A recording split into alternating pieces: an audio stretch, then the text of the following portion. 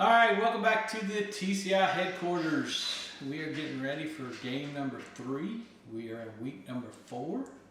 Hope everybody enjoyed their nice early bye weekend.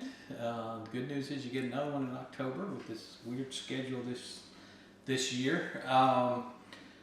Everything's kind of back in normal game week mode, Will. You were over there today for interviews, had Dabo and Wes, and a couple players. So I guess obviously let's start with Dabo.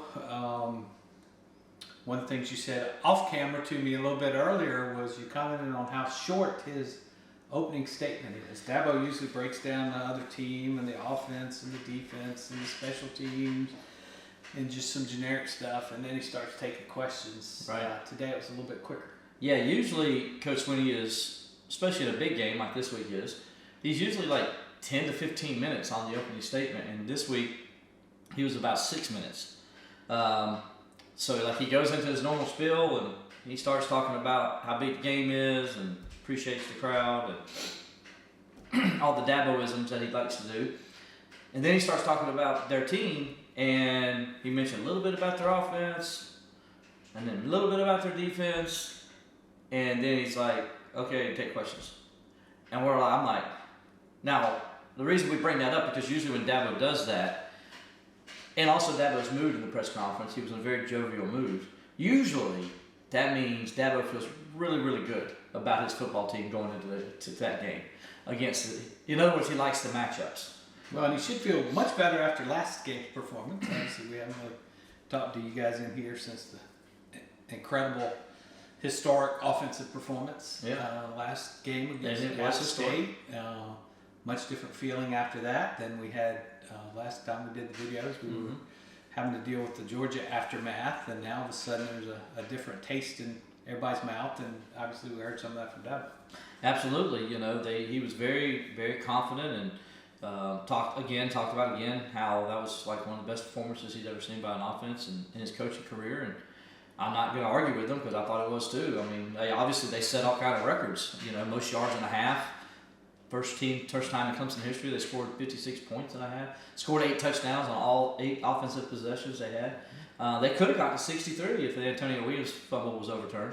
Which it should have been, I thought. I thought so too. All of us up top of the press box thought it was going to be overturned. I was a little surprised Dabo didn't call timeout or do something there to give him more time to look at it. I think the only reason he didn't was because they were up 35-0 already at the time. And I think that's the only reason maybe he didn't He needs that Tennessee killer instinct. Yeah. Onside kick when you're up 30. But he did when the defense got the turnover and then they said it was down. He did review that one. And a lot of people were like, they were up 60-something to 10 at that time. Why did he do that? I said because his players worked hard to get that turnover. I mean, that was his players creating a turnover, and I think that's why he fought for it. I don't think that was it. What do you think it was? I think with the Antonio Williams one, and there's just so much going on now, talking in the helmets and all these additional coaches on the side. I'm guessing Dabo was distracted. I didn't look over there at the time to see what I'm guessing there was something going on over there that had him distracted. And he didn't see the Williams. Yeah, he didn't see it and he wasn't getting the feedback about guys up in the booth seeing the replay or whatever. I think they missed the boat there, and I don't think Dabo would have intentionally done that. Right. So my guess is something was going on at the time that they were focused on it, and it's like, oh crap, we kind of let that one go. Okay, I can see that. But too. That's pure speculation. And my speculation too, because I'm thinking like hey, my guys work for this. I'm gonna make sure they get it, and so he called the timeout and asked for the review, and of course he was right. It was good that he did do that, but but he just was in a jovial mood and was very quick on his compliments to NC State and everything. Funny part though. So somebody was asking about, they've beaten, I think John Blau or Chappell asked about whether, like this senior class, they're 1-2 against NC State. And Dabo says, he says, but, the other guys are 1-1. So it depends on where you're at. That junior class, but yeah, and then Dabo's like, and, he's like, look at my time against NC State, which Dabo's only lost 3 times to him in his whole career. So he's like, And I thought that was pretty funny because he's like, oh yeah, and he went right through all the things we've done over this time. Yeah, he's like, you want to get hammers for 1 out of 2, 1 out of 3. It's kind of the story of what a lot of the topics we get into these days. Because but I thought it was a jab. The last 3 years, the product on the field has been much different than the previous years where Dabo was successful. I thought it was just Dabo taking a jab at NC State the way he said it. He's like, well, look at my record against them. They got his gander up. They got his gander up a little bit. Yeah, definitely. The one time Dabo was not happy during the press conference was early on when he talked about the injuries. Yeah. The good news, or I won't say good news. Peter Woods, basically we got the same update we've heard for a week. He's day to day. He's day to day. And he was practicing. What does that mean? We don't know. I guess we'll find out Saturday how day to day he is. Was practicing in a green jersey or practicing in a yellow jersey? Right. Those are two different things. That's true. It could be a practice just moving over there on the sidelines or not even on the field that the team's on. Exactly. But the bad news was Dietrich, who's been hurt. He tore his ACL before, this one's not a torn ACL, but it's another knee injury. And, basically, going to lose another season. Yeah, and it's sad for him because, like I said, he's already had the one that cost him his whole freshman season. And that happened on the second game of the season, too, I believe. And this was the best. It's taking him, really, Dabo told us in the offseason, it's taken him this long to get back to where he was. And now to have this happen, he gets a setback right off the bat. You hate it for that young man because anybody that's come back from any kind of injury understands, it does a lot to you mentally. And if you're a football player or an athlete, it's even more because this is your livelihood. It's what you do, and you want to be on the field and play. You want to be with your teammates, and now he's done a lot with his weight. His weight's in a lot better shape coming into the season. Finally, looked like okay, he's ready to contribute, and the weight and I don't know if that's got anything to do with the knee problems, but it certainly doesn't help. No. But he's in better state now. So, like you said, it's just you hate it for the young man. Good kid, and you hope he can battle back again. That's a tough thing to come back from. Two knee injuries are tough to come back from.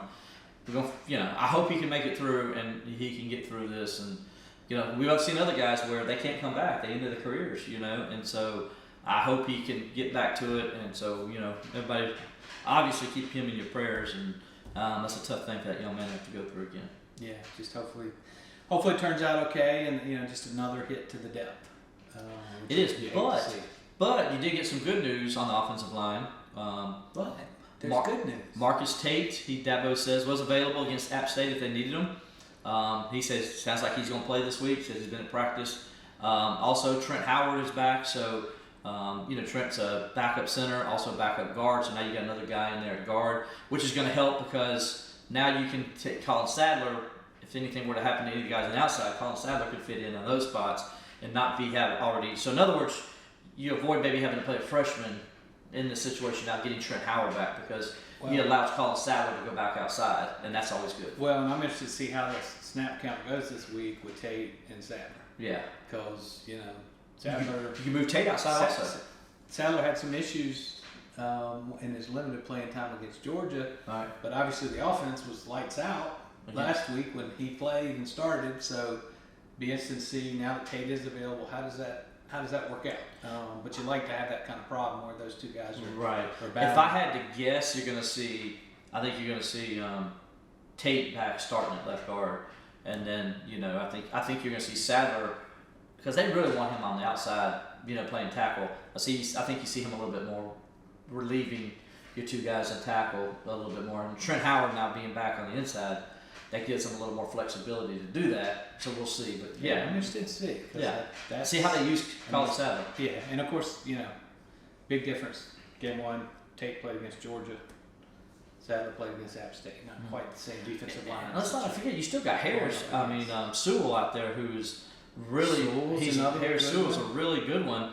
And so you now with Howard back, you got two guys that have played a lot on the offensive line that are your backups. So that's pretty good to have that as your backups. And that's a great segue, Will. One of the players we got today, which is one of the MVP candidates that doesn't get talked about a ton, is Ryan Linthicum.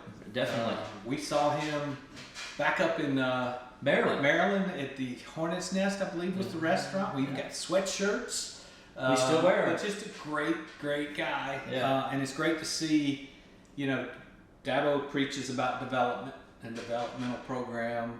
Ryan is kind of a poster child for that. Mm-hmm. Somebody Absolutely. that we have seen basically nothing from his first 3 years of his career. Now all of a sudden he's starting center, which is, maybe the most critical position on the offensive line. And he's starting and he's doing a great job. Doing an awesome job. The thing, I didn't even realize this, that he didn't play his senior year at high school. Right. COVID wiped out his whole senior year.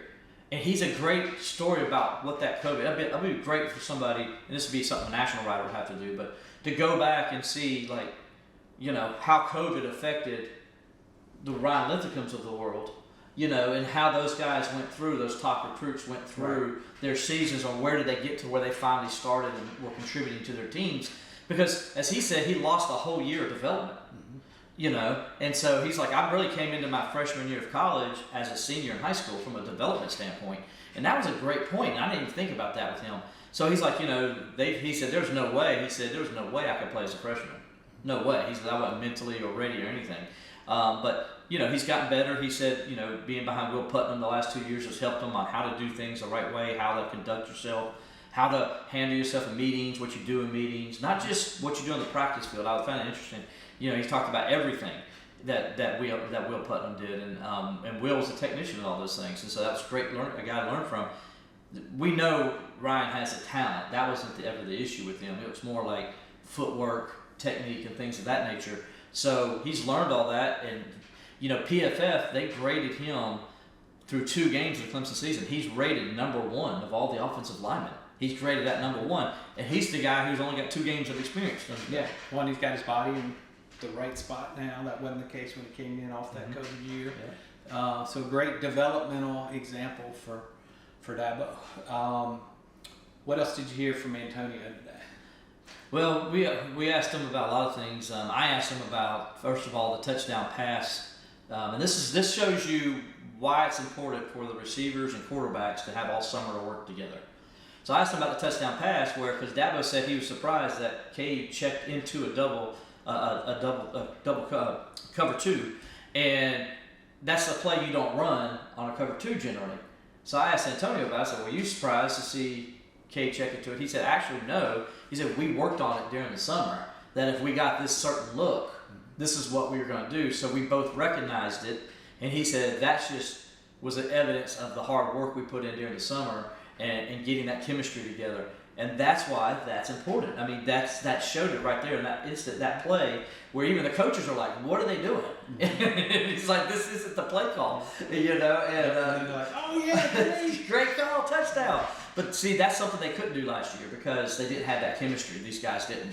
And so Cade, as we saw, is just more in tune with his receivers than he ever has been at Clemson. And I think that was a perfect evidence. So, Antonio opened up about that, and that was pretty cool to hear that. And then, he talked about the situation of being more of a leader this year. He admitted he's never been a leader since he's been here. He's like, I'm more worried about going to class and getting which is fine. You like it that the young man's honest, But he says he's taken he knew he needed to, as more of a veteran guy, to step up and help the young guys out and say, I need to do a little bit more so we can have a more cohesive group together. That was important to him. So those are the kind of things that stuck out to me with Antonio. Well, and that chemistry thing you talk about, that's just, obviously he had time over the summer with Wesco, didn't have that time with Moore. So you're going to see that chemistry with Cade and those 2 freshman studs. That's just going to get better, folks. And as that gets better with the talent on both sides of that equation, that's going to be fun to watch. And I think those are your 3 main guys. And I think maybe you could sprinkle in, Tyler Brown right there. And then also I think maybe, Stellato and Adam Randall. Let's give credit, right? We dogged Adam Randall, we dogged Cole Turner. I didn't dog him. I did. Well, I dogged Cole Turner, you dogged him. Yeah. So, but I give him credit. Like, the freshmen came in and they played, and what did Adam Randall and them do when they came in? They played. So that's talent. That's what's that's what you saw early in the 2010s with Dabo Swinney and those receivers, right? Sammy and Newt pushed everybody else to be great. The only way you're going to get on the field is if you produce. Right, exactly. So immediately when those freshmen came on the field and they started producing, well, now Adam Randall and Cole Turner and those guys said, well, if we want to make some catches, we better do something. Mm-hmm. And they came out and to their credit, they produced. Adam Randall made a nice catch on a post where he just got lit up and he hung onto the ball. And that was I wrote from the side. That was the thing in the game where I saw Cade the most excited. Mm-hmm. Cade ran down there to him, and it's just like say one of those where typically they would drop the pass after that kind of hit. And he held on to it. And Troy Salato's another guy that came up, made a couple plays during the game when he got his opportunities. So I like this unit. Now I'm interested to see this week because NC State, and I asked Dabo about this, and I asked Antonio about this. NC State's corners are tall and they're physical. If you remember watching the game, any of the game last week, NC State got away with what I counted as like 3 pass interference calls that should have been called, but they weren't, because I think the referees, because they're so physical, the referees give them the benefit of the doubt a lot. So Clemson's going to have to play off of that. They're not going to get the calls. So if you want Clemson to get the calls, you better boo loud, because NC State's going to be physical, and those referees, I think, are going to let them play, which, as Dabo mentioned, we're going to have to take advantage of our opportunities. If they go cover 0, we got one-on-one coverage, we have to make plays on the outside. So I'm interested to see how these freshmen handle that physicality. That's another great segue. And if you read between the lines and some of the things Dabo said today, obviously they had the bye week, so you had an extra week of practice. We just talked about how TJ didn't get here till the summer. Dabo talked today about how they're training TJ for all 3 receiver positions. Mm-hmm. Why are you doing that? You want to figure out how to get him on the field more. A game like this, where you need somebody that's physical, that can go against the physical DBs of NC State. The best guy you got, well, you got 2 guys that fit that mold: TJ Moore and Adam Randall. Yep. And so, and Dabo talked about that. You got a bye week. I think we'll see more TJ if I'm reading those tea leaves right this week. Yeah, he mentioned how you could see him in the slot. Mm-hmm. He said he could start in the slot for us, which is hint. Mm-hmm. He's probably starting in the slot. That's what I took it as, right? Because I still think, Tyler Brown probably, Dabo's coming off an injury too. That's what I'm saying. Dabo's saying he's day to day. We've heard reports he's in a boot. So what is Tyler Brown? Dabo says he's at practice, but again, what does that mean? And so is Tyler Brown going to be available? Well, if not, then you're going to need somebody to start in another position. Well, you don't want to take Antonio Williams out. I mean, you don't want to take away. You want to take Brian Wisco out. So, what do? You figure a way to get TJ Moore in, and I think that's what they're doing. Those are your 3 best receivers. Yeah, there's no doubt on the team. So, being able to figure out how to get TJ being able to play multiple positions, and he said Antonio can do the same. Mm-hmm. That gives them a lot of flexibility, and we might see a little bit of things you don't typically see from the slot. And then you got, and let's not take, and again, another guy I give a shout out to, because I really challenged him the last time, not that he watches us, cares, but Jake Brenningstool had a monster game, really showed out, made the best play Jake Brenningstool made had nothing to do with him catching the football. It was on the 83-yard touchdown run by Phil Maffa, where he comes down the line and he just blows up the linebacker. If you go watch that play, watch the linebackers trying to dive through the A-gap to get him, and Brenningstool just knocks him so far back, like the guy goes flying backwards. Best block I've seen Jake make in his 3 years at Clemson playing. And then, of course, Pat Henry on the other side, he clears it. He finishes up by setting the edge on the other side, and it just opens the lane right up for Maffa. So the 2 tight ends made the best blocks on that play. But the thing I liked the most, that was Jake Brenningstool, who made the key block that set it all up. And because if he doesn't make that play, which we've typically seen, right? The linebacker comes in and just grabs him, and it's like a 3-yard gain. Instead, it went for 83 yards and a touchdown. And it all set up because Brenningstool played physical. Then he went out there and he caught a couple touchdown passes, and he made some big plays like we know he can make in the passing game. That also helped because, why? Because the studs on the outside are doing their thing. And now the safeties just can't key on the middle of the field. They got to watch everything. And I don't think, a lot of people ask me, it's like, is App State that bad? No, I don't think so. I think App State was just surprised to see Clemson was able to do it. because they were creeping those safeties up in the box. Robert, they were like 10 yards off the ball. You know, and they're like sitting right on top, just like you said, if you watched the Florida State game this past week. That's what they were doing. Yeah, and you don't blame them based on what they'd seen. Based on what they seen. And App State did, by the way, go to Greenville, North Carolina, and beat ECU. On the road, and came from behind and did it. Down 16-0, it came from behind. Was, not, like you say, not a bad App State team. Certainly not the caliber of some of the teams we'll face this year. But not a bad team nonetheless. They only gave up 19 points this past weekend, or whatever it was. And so, like, that's a good football team. They just were stunned, just like we all were in the stadium, that Clemson did that. Now, Antonio Williams says that's what we're capable of. We've known it. We've done it in practice. We've done it against a very good defense in practice every day. He's like, so we knew we could do it. It was just a matter of doing it. He says, now that we've done it and we've shown it, we feel like we can keep doing it. And that's the thing. We want to see that consistency. Cage's not going to be 24-26. Maybe not ever again. But you just want to see that offense be consistent. Return to playing championship offense. If they do, going to be a fun season. So that's our recap of the interviews on Tuesday. Later this week, we will be back here. JP's going to join us. He's going to be here tomorrow for the interviews, and we'll do our preview and prediction video later this week with all three of us. So, and you know how they'll know it's a different video? I won't be wearing this plaid shirt. Okay, let's not go for it. And I'm not going to let him wear anything Steelers, so I don't know what he's going to wear. 2-0, baby. All right, guys. Thank y'all for joining us. Stay tuned to TCI for the most complete coverage of Clemson football and Clemson athletics and Clemson recruiting. This is Miles Murphy. Make sure to check out Clemson Insider's most complete football coverage. Nobody does it better.